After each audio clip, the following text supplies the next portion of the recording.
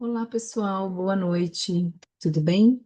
Sou a professora Simone Caivano, responsável pelo componente curricular Nutrição e Segurança dos Alimentos, que é oferecido aqui na Universidade Metropolitana de Santos, tanto para o curso de nutrição quanto para o curso de gastronomia.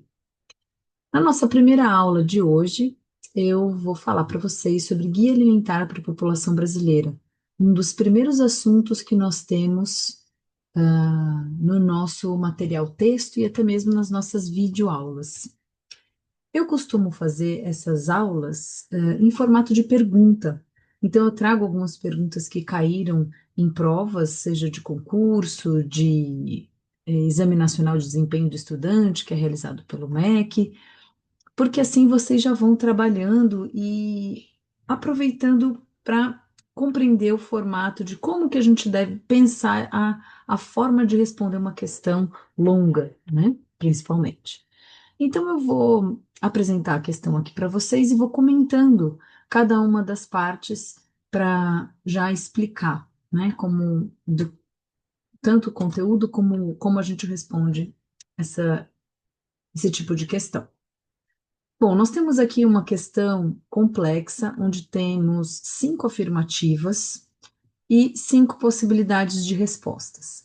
E as respostas estão baseadas no verdadeiro ou falso, né, dessas afirmativas aqui. Então, vamos fazer a leitura para a gente poder ir eliminando essas possibilidades, né? Então, vamos lá.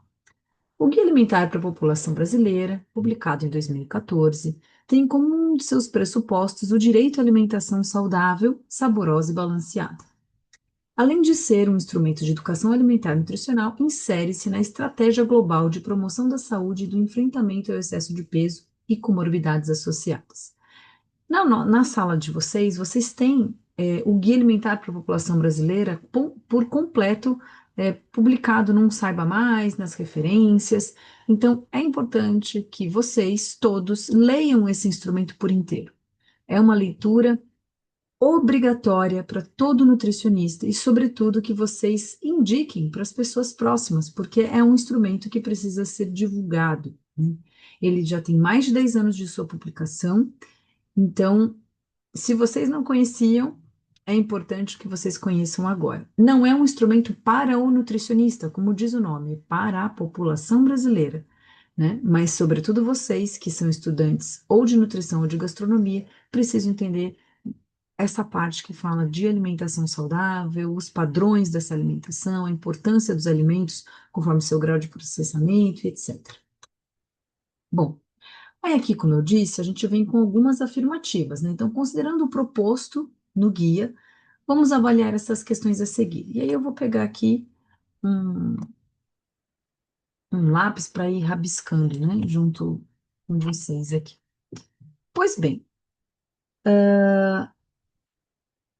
o guia apresenta uma lista de alimentos ultraprocessados proibidos cujo consumo, mesmo que esporádico, contribui para o aumento da incidência de obesidade nas populações.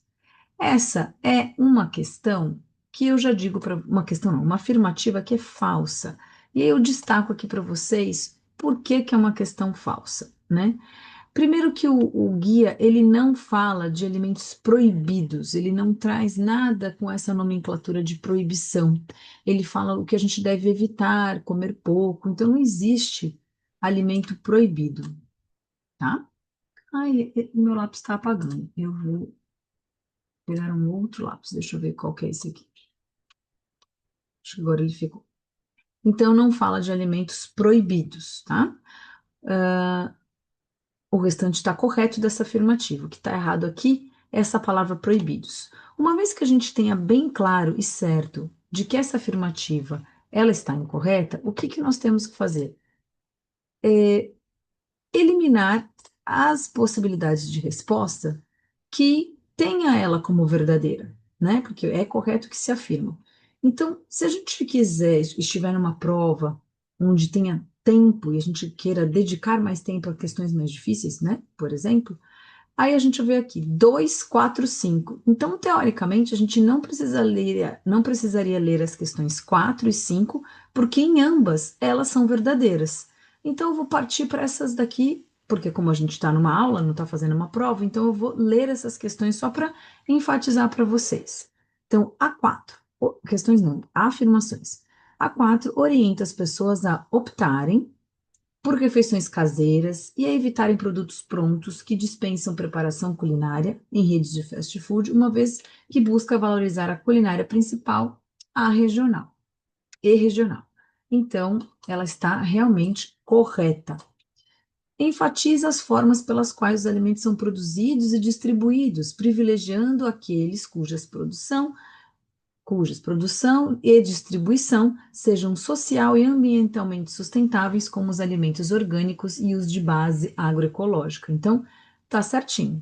Então, a gente confirma que a gente está agora aqui entre as letras D e E. Então, a gente tem que bater aqui a final, dizendo qual que é verdadeira, a segunda ou a terceira. Vamos lá.